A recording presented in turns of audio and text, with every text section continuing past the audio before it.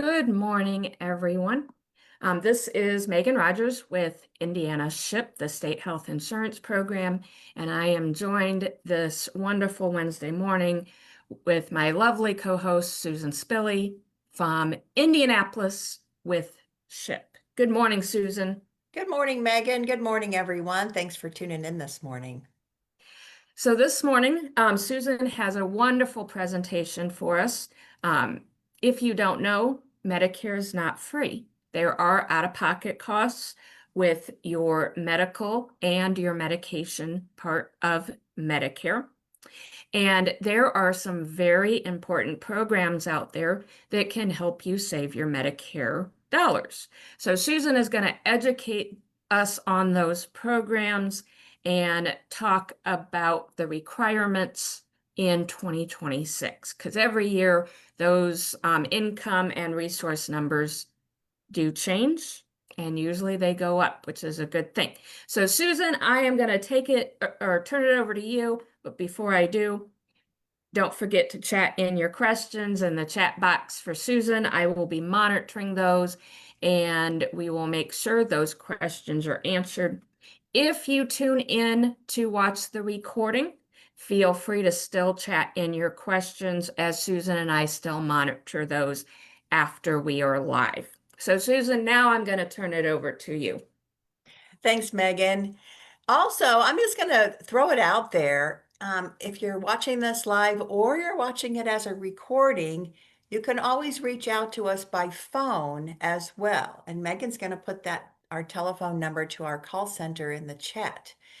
And what will happen if you call and you have questions about the programs and the content of today's presentation, they'll be able to answer simple questions or be able to connect you to a local enrollment center that can help you apply for the programs or learn more about them. All righty. Okay. The first program that we're going to talk about that might save you some dollars on your Medicare is something called the Medicare Savings Program. We call it MSP just because we like to use acronyms. So let's talk about what this can pay for. You're paying, if you're on Medicare, you're paying a Part B monthly premium. And every month you're either paying that or it's taken out of your Social Security check. And this year, the standard premium is $202.90. That's every month. Also, for Part A of Medicare, some folks are paying a premium for that. Those are people who have not had the opportunity to pay in to the Medicare tax pot, as I call it, for 10 years. And so those folks pay a premium for their Part A insurance too. Now, Part B has an annual deductible, and it went up this year. This is one of those things that goes up that we don't like that go up. And this year it's $283. So that's an annual thing. So you just pay that once. If you find yourself in the hospital, you have to pay a deductible as well. And this deductible can occur multiple times during the year, and it's a little over $1,700. And then if we get medical care, most of us know there are co-payments for doctor visits, going to the hospital or some services in the hospital, skilled nursing care, and so on and so forth. So the Medicare Savings Program can help with some or all of these costs that you're out when you're on Medicare. There's 3 varieties of the Medicare Savings Program. The most comprehensive benefit level is something called the Qualified Medicare Beneficiary. Guess what we call that? QMB. And that is the level of the Medicare Savings Program that pays for all that stuff you see listed. Your Part B monthly premium, your Part A premium if you have one, covers that annual deductible, covers the Part A hospital deductible, and it covers your co-payments for doctors and so forth. Now you have to make sure that you're going to providers who accept Medicare and accept Medicaid because in fact, this is an Indiana Medicaid program. There are lots, I think I read somewhere that there were over 100 kinds of Medicaid programs in the state of Indiana, and this is one. But this is a special one because it's only available to people who are Medicare beneficiaries. And they allow folks to have more income a month and more assets. So for the QMB level of the Medicare Savings Program, a single person gross income can have $2,015 a month. And you can have up to $9,950 in assets. And we'll talk about what assets mean. If you're a couple, you're allowed to have more income. That's that 2725 figure. So if you qualify at the QMB level and you go to Medicare and Medicaid providers, you have no out-of-pocket costs for your medical care. Huge, huge savings. Now, the next two levels of the Medicare Savings Program, oddly called the Specified Low-Income Medicare Beneficiary, we call that SLMB, or the Qualified Individual, guess what we call that? Megan, what do we call that? I'm here. Which one?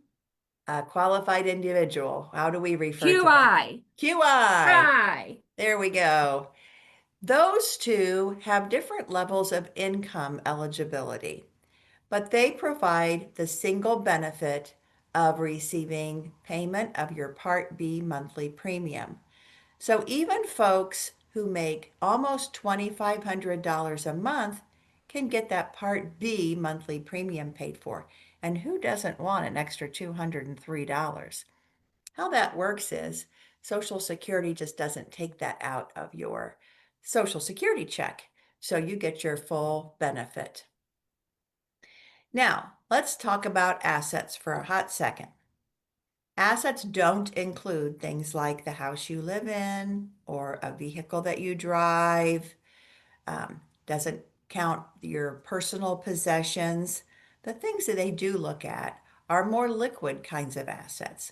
Money in the bank, certificates of deposit, 401k retirement plans, IRAs, things like that, things that you can convert to cash. That's what's counted as an asset. Now, let's pop over to the income category. We know that many people work well past age 65, which is the Medicare eligibility age for most people. How they count employment income is they take your gross monthly income, subtract $65 from that, and then divide the rest in half. And that half remaining is what they use to calculate your monthly income. So if you receive Social Security and your check is pretty minimal, so you're still working for some additional income to your household, they're only looking at a little less than half of that working income. So that's a little bit confusing, but it's very beneficial because Megan and I and our coworkers see lots of Medicare beneficiaries and many of those folks who are still working, either because they want to or because they need to. Okay, whoops. Now, let's talk about another program. Now, this one is not provided by Indiana Medicaid nor Medicare. This one is administered by the Social Security Administration. It's called Extra Help, and I like that name. Technically, it's called the Low Income Subsidy, but we like the name Extra Help better. Because what does it help with? Well, it helps with your prescription drug Part D benefits in Medicare. It can cover those monthly Part D premiums that you pay to have Part D insurance up to somewhere around $37 a month. A lot of Part D plans have an annual deductible, and this year that deductible might be a little over $600. So Extra Help covers that deductible. And where people really feel the benefit for Extra Help is that it reduces the copays for prescriptions, the cost that you pay at the drugstore. And you wouldn't pay any more than $12 and some change, even for some super expensive medicine. There could be medicines that are no charge to you. There could be medicines that are around $5 for you, but you would never pay more than $12 and some change for medicines. The donut hole largely has gone away, but there is no time during the year where you don't experience extra help. Once you have it, and your prescription costs remain consistently low through the year. Late enrollment penalties. Well, some people didn't sign up for their Part D plan when they could have had it, were eligible for it, yet chose not to and didn't have any other insurance to cover their prescriptions. Those people pay a little extra for their prescription drug Part D plan. If you receive extra help, they don't have any late enrollment penalties. And this is the only way you can erase those late enrollment penalties, because we know once you have it, it sticks with you for life. Something else that's handy for folks who get extra help is the ability to change their Part D plan more than just once a year during open enrollment. Folks can change, actually, it's once a month now. Um, that's an error on this slide. Um, so it's once a month. Now, do we recommend that? No. But many times the flexibility to change your drug plan is really handy. Most of the times it's around people receiving a new prescription. Maybe it's not included on their Part D plan's formulary, which is the list of drugs that that Part D plan covers. So they might switch to a drug plan that covers all of their drugs if they get a new one. Let's look at some eligibility criteria here. You'll see here that it's all about, just like the Medicare savings programs, income and assets. So for a single person, your income needs to be at or below $2,015 this year. But look at that assets. This program allows you to have more assets, considerably more assets than the Medicare Savings Program. So a single person can have assets to the tune of $18,090. And then you can see here the couple's income is more and the couple's asset limit is more. Let me go back to the Medicare Savings Program right quick. One of the things I don't have listed here as a benefit for the Medicare Savings Program is that it makes you automatically qualify for extra help. And isn't this terrific? Because we know extra help income guidelines are at this QMB level.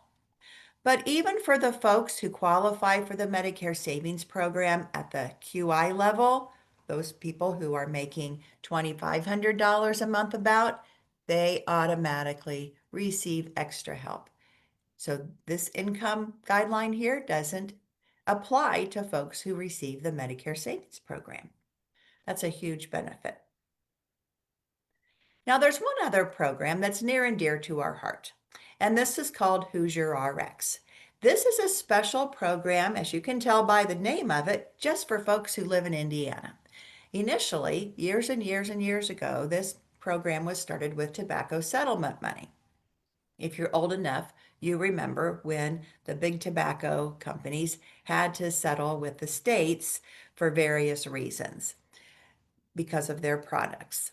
So we use some of that money to establish Hoosier RX. Now, this is only for folks 65 years old and older. And of course, you have to be a Hoosier. And what this program does is it pays for your prescription drug Part D insurance premium up to $70 per month. And you don't have to include any kind of asset test. So they're just looking at your income. And the income guidelines fall along the lines of extra help, which remember is a little over $2,000 a month for a single person. But that person can have an IRA or a 401k or own some farm equipment or maybe have interest in a farm. And that usually puts people out of bounds for programs because of the value of those kinds of things. but Hoosier RX does not look at your assets. Our friends at Hoosier RX can help you apply by calling the number, or we have applications. We can help you apply for that as well. And the actual application can be found online on the indiana.gov website. Hey, Susan. Yes. I have a couple questions that were sent to me Mhm. about Hoosier RX. So the first question is, you mentioned that if you are on Medicaid, you can have a higher income you can get extra help for being on Medicaid. Is that the same for Hoosier RX? No. Now I understand your question. Okay. Okay. So I had to think about that for a No, minute. you're fine. No, when you are approved for the Medicare Savings Program, it does not trigger automatic Hoosier RX. This is a program that you have to apply for. It's kind of an extra program for folks who live in Indiana who are 65 and over, but the application is pretty easy, and the folks at Hoosier RX are terrific, and they will help you through it. They Okay, will also make sure that you're aware of the list of the prescription drug plans that work with Hoosier RX. And if you need to switch, being approved for Hoosier RX also gives you a chance to make that switch to a different drug plan so you can get the benefit from Hoosier RX. And of course, who helps with looking at drug plans, Megan? we do. We do. Woohoo! So we are in lockstep with our friends at Hoosier RX. And so they may refer you back to us, and then we'll help you look for a drug plan that is on the Hoosier RX help list.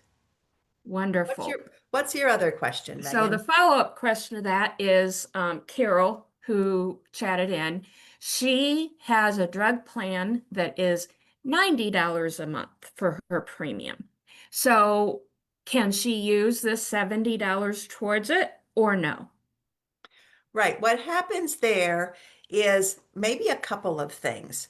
First of all, Hoosier RX only pays up to $70 a month. So Mhm. if you're a person who has a more expensive monthly premium plan, then you would be responsible for the remaining. However, many times we could find you a plan that covers your medicine that could be under that benchmark of $70 a month because um, sometimes people have those expensive drug plans that are the premium is expensive because of the prescriptions they take. But it's always worth an extra look. And if you're approved for Hoosier RX, remember, like I said, it does give you a chance to change drug plans outside of the annual election period. Wonderful. Those were our questions from Carol. Well, thank you, Carol and Megan. All right. So, again, here's our telephone number. You can call and ask us about these programs, and we can even help you with an application. Probably what we will do is refer you to your closest enrollment center so you can establish a relationship there. Um, Sometimes there's follow-up that you need to do after you submit an application for the Medicare Savings Program. There will be some interaction with Indiana Medicaid there, and we can kind of coach you through that. Now, with the extra help application, we do that one online. It's super easy, doesn't take hardly any time, and there's little needed from you after you fill out the application because the Social Security will go kind of backdoor and retrieve all the verification they need. So sometimes people are approved for extra help in a couple weeks, maybe 3 weeks.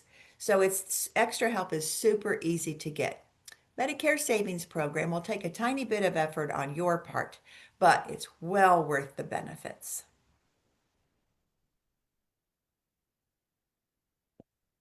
Now, Megan, Yes. we've Ooh, got some hot things coming up this month. You want we to talk sure about do. the our new to Medicare webinar?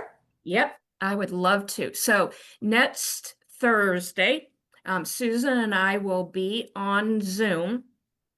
You have to register through Eventbrite, and that information is on this graphic. We also have that information in our event list on Facebook. Now, keep in mind, it is not a Facebook Live like we do or doing today. You do have to click that link in the Facebook event to Eventbrite and register. When you do, you'll get the Zoom link. And we are going to be talking about the basics of Medicare, who it's for, how to sign up, what if you're working and have employer insurance.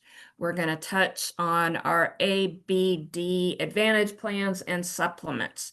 So this is for anyone. If you have a family member on Medicare and you want to learn more, if you're going to be going on Medicare soon, or you've been on Medicare for 20 years, you can join us and learn about Medicare. Every time Susan and I do it, sometimes I even learn a little bit more about Medicare. So join us next Thursday, March the 19th at 6 p.m. Eastern. Great.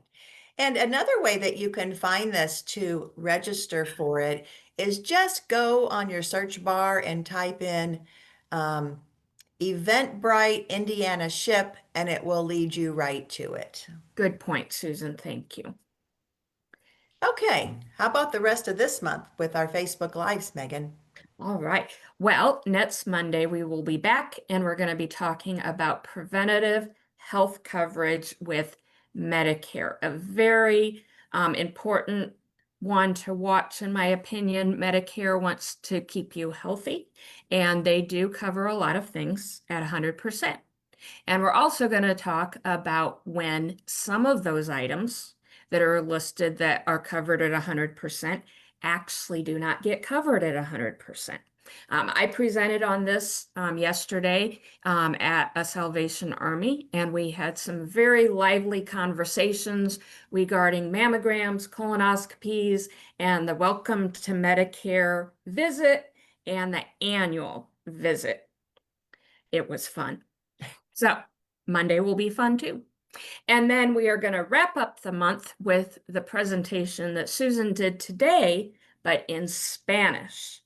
And our coworker, Ron Manuel, will be doing that presentation. I will be on as the woman behind the scenes, but I will not be speaking because I don't speak Spanish. So Ron Manuel is going to do all of the educating for us on the Medicare Savings Program and extra help in Spanish. And Susan, I think that's what we got for the rest of the month. So, oh, one more. I'll do a plug for tomorrow. Susan and I will be back tomorrow for our lunch and learn at 12 Eastern.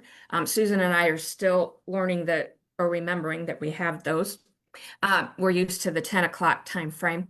So we will be on at 12, and we are going to be talking about the basics of Medicare, what it is, and then we're going to be talking about our Part A, our Part B, and our Part D. And last month we talked about the supplements and advantage plans. So tune in tomorrow. We will be back on Facebook at 12 o'clock Eastern. And tell your friends. Exactly. And all of these will be recorded as well, except for the new to Medicare webinar. All right. Well, thank you everyone for tuning in. If you have questions after the fact, give us a call. I got that number in the chat box, or you can chat in or Facebook message us, and we will get a hold of you as quickly as possible. Have a good day, everyone.